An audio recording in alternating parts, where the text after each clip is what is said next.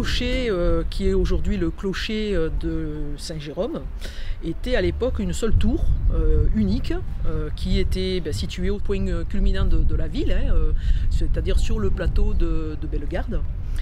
Ce clocher était muni d'une cloche et c'était une cloche qui servait à rythmer un petit peu la vie de la ville et surtout qui jouait un petit peu le rôle de sirène à l'époque.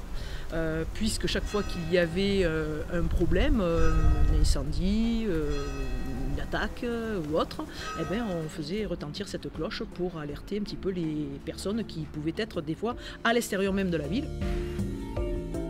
Durant la Révolution, il va y avoir un petit peu des prises de décision au niveau de l'État français et on va décider de décrocher toutes les cloches. Et à Digne en particulier, à cette époque-là, on a 11 cloches qui peuvent carillonner, dont cette cloche de cette fameuse tour.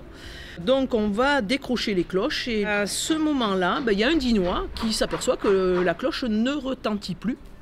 Et là, lui, il va mettre un petit peu le point sur le fait que si on a un problème, on a décroché non seulement toutes les cloches des églises, mais on a également décroché la cloche principale qui est une cloche civile, qui n'est pas vraiment une cloche religieuse. Alors là, on va s'apercevoir qu'on a fait une gaffe et on va faire un courrier à Paris. Et finalement, on obtient l'autorisation de récupérer la cloche.